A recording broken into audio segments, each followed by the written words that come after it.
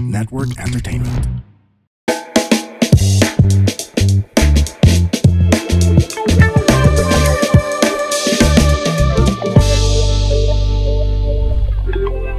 We need to talk about these flood control projects and the fallout of it all. So we need to decode it, unbox, if you will, unpack it. I'm Pio Ontiveros, and joining me is Navotas Congressman Toby Tiangco, who's very famous No, at I'm the not. moment. I'm not famous, Not famous, notorious. or what? Famous na lang. Notorious. Famous. O, pinag-uusapan. Notorious. Notorious. But anyway, I was gonna say dahil pinag-uusapan, let's talk. So, Kong Toby, alam mo, hindi ko tuloy alam kung unahin ko ba yung Curly Discaya testimony sa Senado at saka sa House or yung pagpapalit no sa Senate leadership. Okay. Pero ang daming gulo, ang daming nangyayari Yeah. in both houses of Congress. Like I said, the Senate and the House of Representatives. So, but let's talk first about the what happened at the Senate. And dahil pinag-uusapan din yung change in leadership daw na may panawagan daw na mangyari dapat sa House of Representatives. So, ano ba nangyayari right now? In the house. Yes. Oo. No, okay. Kasi yung short story is we all think it started doon sa SONA, di ba? Yes. Oo. When the president said na mahiya naman kayo and talked about what he has seen doon sa pag-ikot niya, no? Sabi niya ghost projects, substandard projects. Yun. Yeah. So, doon nagsimula yung lahat, di ba? Yeah, parang public attention. But in reality, nagsimula, as you were going to tell me, as you told me earlier, no? Matagal nang nagsimula. Okay, nagsimula noong 2025 budget, di ba? If you recall, nagkaroon ng kontrobersya noon, na malaking kontrobersya, dahil doon sa binawasan yung PhilHealth at binawasan yung budget for education. Yeah. Diba? Oh. So, nagkaroon ng malaking controversy at the time. Okay. At that time, akala ko yun lang yung problema sa budget. Later on, I found out na yung mga... But wait, he asked you to look into it. No, not yet. Not yet. Okay. In January, parang, may kontrobersya. Okay. Nagka-problema doon sa PhilHealth. Yeah. Nagka-problema doon sa budget for education. So, kala natin yun lang yung problema. On March 24, so napatawag ako sa meeting kasi Pinatawag ka ni Presidente. No, it was a small meeting. Okay. Na tinawag ako. Then Who was there? konti lang kami noon if I recall. Secretary Mina. Okay, Pangandaman Budget Secretary. Budget Secretary, Okay. DPWH Secretary, the President, at ako, if I recall, if I recall correctly. Yun, so that was March 24. Kasi, namamroblema si Mina na may naka-hold pang budget. Because ideally, di ba, kailangan magastos yung pondo ng gobyerno. Right. Si Sec Bonoan naman, nag-worry siya kasi that was March 24, March 29 mag-election ban, di ba? So kung inintay yung election ban, hindi mapapagawa yung proyekto hanggang matapos yung election. Ang problema doon, tag-ulan na. Right. So pareho silang namomroblema kung ano yung gagawin. Doon ko lang na-discover na nalaman pala ng presidente as early as January na yung mga flagship projects natanggalan ng pondo. Yung malalaking foreign assisted flagship projects natanggalan ng pondo. Oo. So, hininga niya ng listahan si Senate President Cheese Escudero. ng mga... Kasi syempre, kung tinanggalan ng pondo yun, nilipat sa somewhere else. So, hiningi niya yung listahan ng amendments introduced by the Senate and amendments introduced by the House. Okay. So, since March 24 na nun, wala pa yung amendments na ginawa ng House. Kaya ako napatawag sa meeting para hingin lang yung kopya ng mga Oo. amendments But na yun. wouldn't have that been so easy to ask for? Because Hindi, after hindi. all, the speaker is his cousin. And No, I don't know what so, happened. yeah, Basta, ang alam ko, hiningi noong January, pero noong March 24, wala wala pa. pa. Okay. So, parang ang role ko lang doon is mangulit doon sa Yeah. listahan. Okay. So, yun. That was my only role. Mangulit lang sa listahan. Okay. So, hiningi ko yung listahan. At that time, sabi sa akin ni Sec Mina, wala na nga si Kong Saldico. Ang kausap niya lagi at ang nagfa-file. Kong Zaldico was Appropriations Committee No, but he chairman was at that removed, time. diba? He Yeah. was removed in January. Okay. So, ang nakakaalam na daw is si Congressman J.J. Suarez. Dahil si Congressman J.J. Suarez, ang follow-up ng follow-up kay Mina ng release ng mga projects. Kaya si Mina naman, si Sec Mina naman, ay nagfa-follow up. Kasi nga, kinukulit siya ng House Okay. ang release. Okay. So, ang role ko lang doon is hingin kay Congressman J.J. Suarez yung listahan. So, Okay. kinulit ko siya. It was given in 3 tranches eh. So, una partial hanggang nakumpleto yung listahan. Okay. So, yun. Okay. Okay. And then, how did you, at a certain point, you started saying na bakit si Congressman Zaldico, No, hindi mo na yan. ay, hindi pa yun, Hindi mo na yan. Okay. Siyempre, ang trabaho ko noon, kasi pinakuha yung listahan, kailangan kong i-present doon sa kanilang tatlo ulit, kay Presidente, kay Sec Manny, kay Sec Mina, yung listahan. But since akong magpe-present noon, worried na ako eh. Baka mamaya, kung i-present ko to, tapos may makalusot, baka naman ako mapagdudahan. Okay. Di ba? Kasi Okay. ako magpe-present eh. Yeah. Oo. So talagang binusisi ko isa-isa. Okay. And then what I did was, sabi ko kay Yusek Cathy Cabral, I sent her the list, the Excel file. Una pala, binigyan ako ng hard copy ni Congressman Suarez. Sabi ko, hindi ko naman maayos to kung walang digital file. So later on, pinadala sa akin yung Excel file. Pinadala ko naman kay Yusek Cathy Cabral. So sabi ko kay Yusek Cathy Cabral, hindi ko kayang isort. Di ba? Excel tayo. So hindi ko kaya isort. Yeah. Kung linagyan ko ng isang column, lagyan mo ng name ng district congressman. Wag yung district. Lagay mo yung name ng kung sinong congressman sa distrito na yon. Okay? Okay. Ginawa ko naman, sabi ko naman kay Congressman J.J. Suarez, linagyan ko ulit ng isang column, lagyan mo naman kung sino yung proponent. So, Okay. pag makita mo, When you say proponent, you mean? he's the one who requested. Yeah, the lawmaker, The lawmaker who who requested the that funds for that project. Okay? Yeah, okay. So, makikita mo sa description, nandun muna yung description, nandun yung amount, tapos magkatabi na column yung proponent, tsaka yung district. So, I would assume, but syempre, process of elimination eh. Alin dito yung mukhang okay, alin dito yung may duda ka. So, pag yung district congressman at saka yung proponent tsaka yung district congressman is the same, mukhang request talaga nung district congressman. Okay. Pag iba yung yung proponent at iba yung district congressman representative. na pinuntahan ng proyekto, sabi ko mukhang, kung ako, congressman ng Navotas, Why would you request for a project in another somewhere and area? then bring it somewhere. Yeah. So doon ako nagulat. Tapos, ginawa ko naman, pinagtsaraan ko talaga yan. Tinotal ko per proponent at tinotal ko per district congressman. Okay. So dapat magtugma yun. Yeah. Kasi pag Yeah. hindi tugma, Yeah. mukhang may problema na naman. Okay. So pinagtsagaan ko yan. So Okay. tinotal ko. Tapos, doon ko nakita na, ang una ko nakita, under Congressman Saldico, doon sa subtotal niya as proponent, was about 13.8 billion. At siya na yung pinakamalaki. Yeah, if I recall. Yes? And is that why siya Yeah, yung because it caught my pinupuntirya mo? attention eh. Oo. Tapos- Parang laki ng amount niya. Ganun. And then, hindi doon Okay. ako nag-ano. Hindi Okay. muna.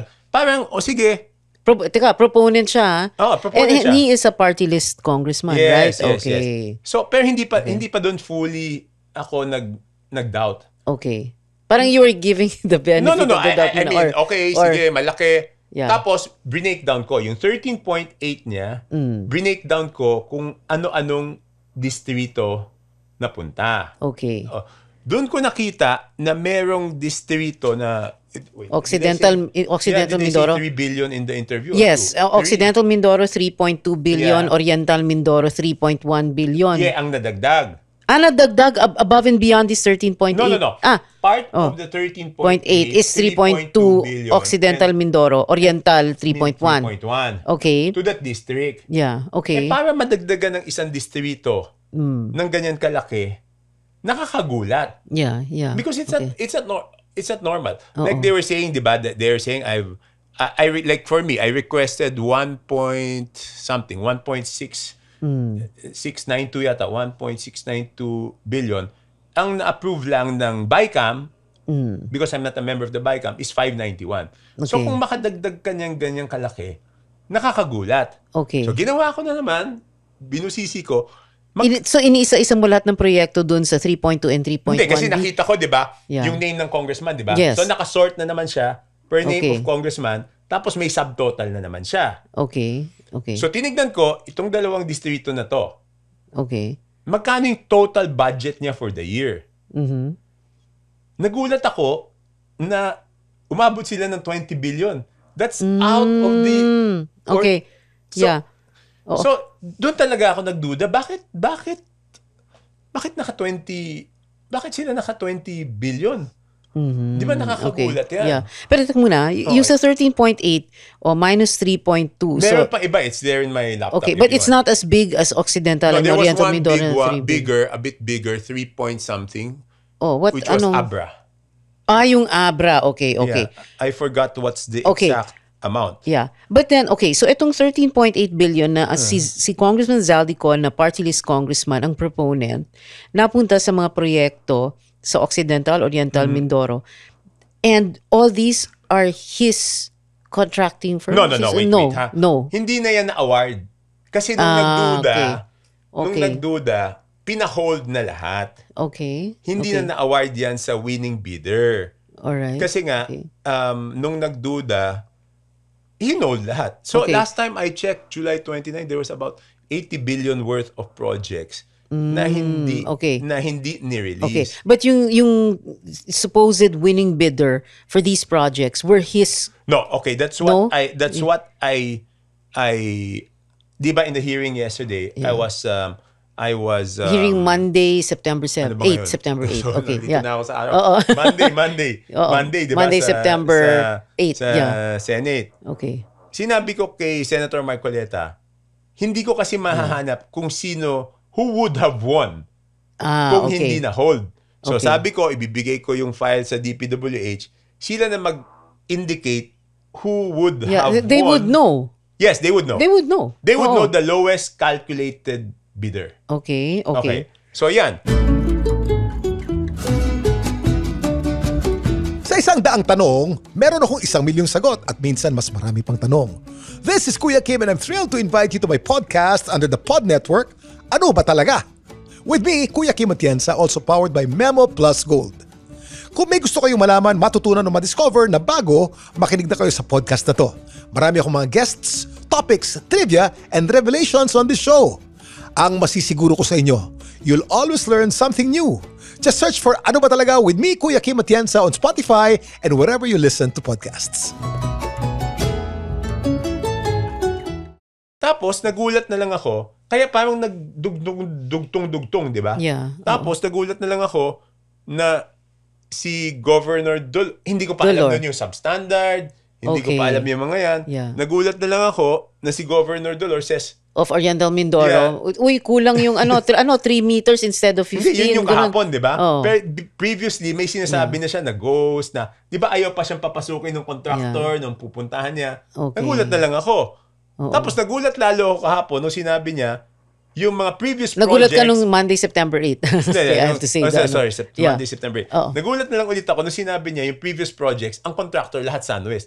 who used to be connected with. Sandwest, Zaldico. Yes. So, pero hindi ko yan alam noong time na yon. Ang akin lang is, binusisi ko mag-sort, Yeah, pagsama-samahin, para alam ganong kalaki, mukhang ito, okay naman. Ganon.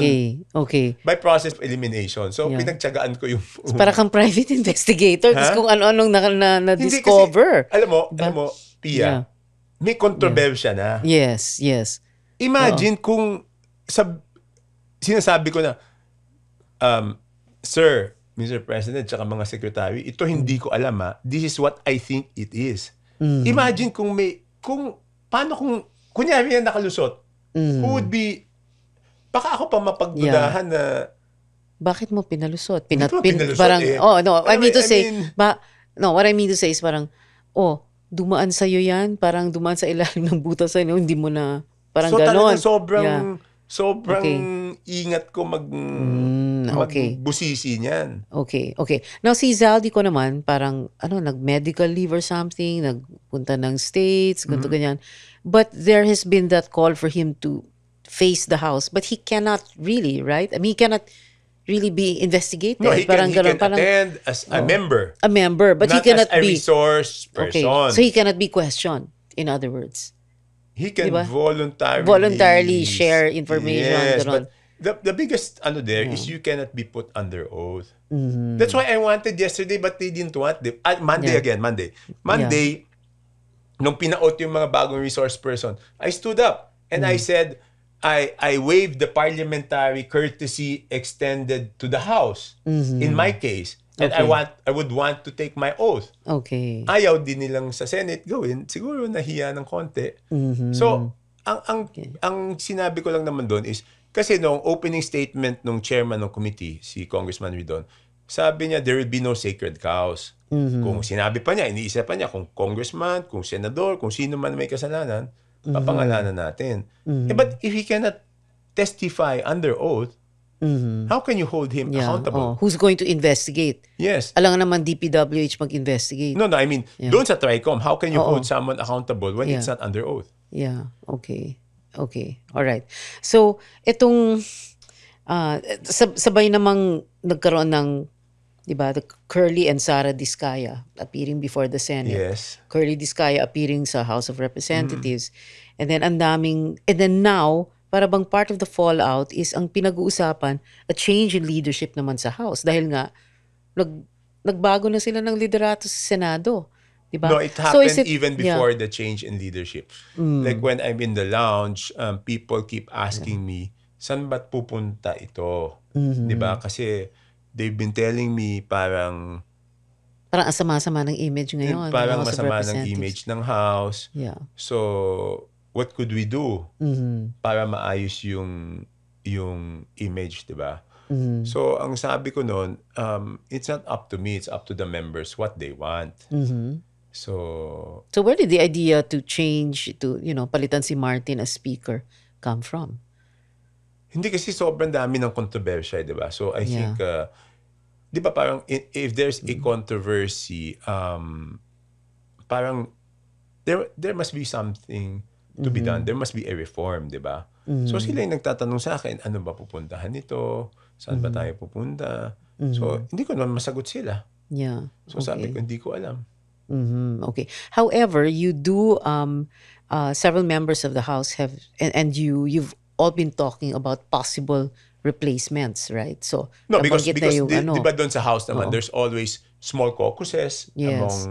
among congressmen about various issues, di ba? Yeah. So, since this was the biggest issue facing the House, kasi di ba, bakit leadership? Kasi di ba, yung institution is the one at stake di ba? So, siguro iniisip ng iba, how can we fix this, di ba? I mean, if you think out loudly, how can you fix it? Okay. And will a change in leadership, if it comes to pass, will that fix things for the House? Kasi ang problema na, okay, what is the problem to be solved? I think the problem to be solved now is the image, the credibility of the House, di ba? Now, if you're asking me, will it be solved? I think if people see it as a reform, not a cosmetic change. Right. Di ba? Yeah. Magkaiba yun eh. If we just change, I mean, a cosmetic change, they might not believe. But if they believe it's a reform, then mababalik yung tiwa. Yun ang pananaw ko. That's my own humble opinion. Okay. So it's either, as the names have been already bandied about, Albi Benitez, Sandro Marcos, or you. But you've already said ayaw mo. Not me. Diba? Ayaw mo. So sinabi ko nung una nagkakaproblema, alam ko naman ayaw ni Sandro. Alam ko naman. I think it's very difficult for him. But siyempre, di ba tatay niya presidente? Yeah, pero kaya niya yung trabaho eh. If it's just trabaho, kung hindi siya naging Sandro Marcos, kaya niya yung trabaho. Kaya ko lang naman siya naisip is because para sigurado yung trust and confidence ng presidente. Kasi importante yan eh. Di ba? Yeah. So sinasabi niya ayaw niya. What happened was Saturday evening, Albi called me. Sabi niya, a lot of members are asking him, ano bang mangyayari? Ano bang mangyayari? Ano bang mangyayari? Because naman, it was brought about by the statement of the executive secretary, di ba? Remember that statement of the executive secretary nung may attempt na ibalik yung budget, di ba? Yeah. I think it was brought about by that. So, congressmen have been calling him. Then he asked me, Toby, ikaw ba? Sabi ko, Albi, ikaw na lang. So yun yung nangyari. Okay. So is there going to be a change? I don't know. It's not up to me because it's up to the individual congressman what they want. Yeah. Well, something interesting is also the ano ba to pinag-usapan syempre numero, 'di ba? Bilang, 'di ba? Yan ang pinaka-importante. Yeah, you need a certain number para mag-majority ka. 109. Di ba? 109? Yeah, it's 109. Because if we're 316, then it's of those present. So that's the maximum that you need. Okay. That's the maximum that you need. Oh, and then syempre meron daw I heard you say it na merong mga takot syempre, kunwari pipirma sila. Tapos hindi umabot sa 100, di ba? Ang hirap. Pag pipirma na, lahat gusto. Pero pag pipirma na, sinong unang pipirma? Yun, takot lahat. Siyempre, imagine if you're the first one to sign, you still need 108 signatures. Yeah, oo. Paano kung hindi umabot sa 109? Naku, ito yung mga... Na ikaw ang outside the kulambo, syempre. Ikaw nang pag-iinitan. Oo. Okay. So, that's always the problem. Okay. Well, okay. So right now, so we don't know exactly what's going to happen. Who knows, no? Kung biglang magpapalit din. Of course, people are talking about it because nagbago yung leadership sa Senate. So parang automatic, everybody's saying, magbabago din ba sa House? So hindi natin alam. But still and all, andun pa rin yung problema natin eh. I mean, all these huge funds, billions of pesos of taxpayers, and then syempre lahat tayo, I mean, we all pay taxes. Parang it hurts, no? Parang that's what they were worried about in the House. Diba? That's what they were worried about in the House. Yeah. Nafi-feel na nila yung galit ng tao. Yeah. So nafi-feel nila yung galit ng tao. So tapos sa tingin ko may effect din yung psychologically yung nangyari sa Indonesia, diba? So parang I didn't even know what it was all about in Indonesia until one congressman told me. Nagra-riot, pinapasok nila yung mga bahay ng mga politiko. Tinaas lang yung sweldo ng how much? $3,000? Something. Yeah, there was some small, it was for them. Sila yung makikinaabang. Oo. 200,000 pesos. I don't know if per... Oo. But syempre, yung so yun yung... Yun yung parang unti-unti eh. Para bang bago... Okay, parang bago tayo dumating sa punto na people will go to our houses. Ganon. Sabi nila, sa tingin mo mangyayari yung sa Indonesia dito? Sabi ko, bakit ba nagwala yung mga tao dun sa Indonesia? Hindi ko maalam, di naman ako nakikibalita, di ba? So yun, kunento nila kasi mag-i-increase. Sabi niya doon nga, increase lang ng sa ito, sweldo. billion ang pinag-uusapan. So, anomalya, yung ghost usapan. project, substandard. And then you have the president saying his son na mahiya naman kayo. And then a week later, naglalabas siya ng lista ng mga top contractor. Grabe yung galit. And then siguro mas ramdam nyo lahat kasi may social media. So agad-agad nakikita. Yes. Diba? Actually, yesterday, one congressman told me, sinabihan na kami, wag gamitin yung 8 na 8. plaka. Sabi ko, never naman ako gumamit this is my 5th year in Congress. I've never used it for even one day. Not even Bakit? one Baka day. batuhin or Me baka before. i-carjack? No, I mean, sila, wag Baka daw gumamit. batuhin. Okay, Ako, I okay. never used it because I didn't Yeah. feel comfortable using it. Oo. Pero let's go back. We're gonna end. We have to end up soon. But I wanted to go back to yung sinasabi nga, di ba? You went through that list. That talagang pinag-aaralan mo. You were really going through it with a fine-tooth comb, if you will. Yung may Excel, etc. Did you think about, wow, can you imagine how many roads and bridges with proper flood control features can be built with all that money if it were like really put in the right. Hindi kasi Diba? nung time na yun, hindi ko pa naman alam na may ghost project. Hindi ko pa naman alam na Oo. No, but now that it's, ang it's, nagtataka lang ako, bakit mo parang bakit mo bubuhusin doon? yung mga ibang lugar ng sobrang laking pondo. So, hindi ko maintindihan bakit. Tapos magkatabi pa yung dalawang probinsya, di ba?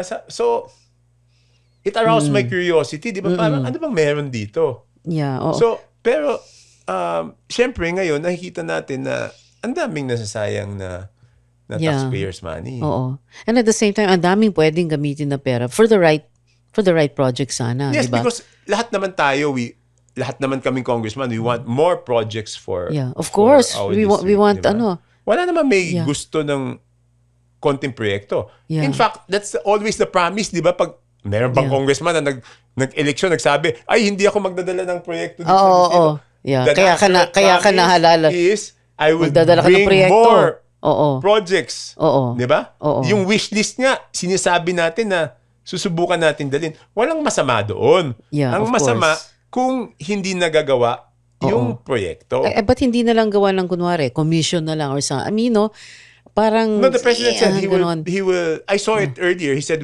if wag lang fake news yung nabasa ko. Okay. Parang sabi niya, within 48 hours, he will announce the independent commission and What I meant was commission. Bigyan na lang para let me say it directly. Para wala na lang magurakot. Bigyan na lang ng commission, kunyari 1%. Parang Sino?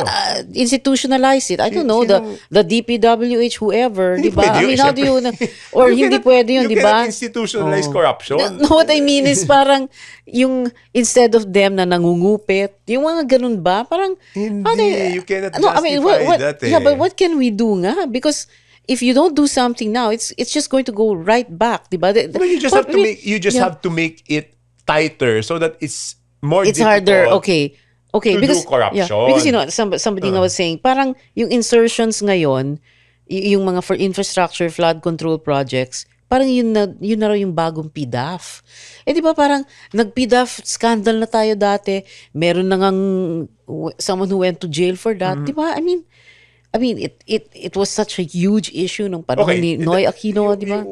We solved the PDAF by making a line items, di ba? Yeah. Naka-line item na ngayon. Ang problema talaga, we've tried to improve, di ba? Yeah. Because from the PDAF, what we did is line item na. Dati kasi hindi siya naka-line item eh. Oo. So ngayon nakasulat talaga yung description ng project. Ang problema lang nga is yung substandard and yung ghost. So pag hindi natin hahanapan ng paraan, alam mo naman, let's face reality. Every time we make a law, no matter what law that is, madaming tao nag-iisip kung paano nila paano lulusutin yung batas, di ba? Yeah. So ngayon siguro, nahanapan ng paraan lusutan ng batas, aside from punishing those who are guilty, we just have to improve our laws. Okay. O sige, final words, Kong Toby. What do you mean? Anything To whom? to the podcast listeners. No, I've been saying I don't give a final message to the podcast listeners because I understand where they're coming from. I understand yung galit nila. Yeah. That's a good message to them. Naintindihan ko yung galit nyo eh. So I cannot tell you anything. I think we have to tell ourselves in Congress that there must be reforms. No, you just told them something. I understand your anger. I understand talaga. I understand. Oo. Okay. Diba? Yeah. Okay? Ayun. Well, anyway, Kong Toby Tiangco, thank you very much for being with me here on Let's Talk. Salamat. Thank you. Thank you. The opinions of podcast creators, hosts, and guests are not necessarily reflective of the official stance of the Pod Network Entertainment, its hosts, or other network programs. The content created by the people behind the podcast is personal and not meant to harm any religion, ethnicity, group, organization, company, or individual.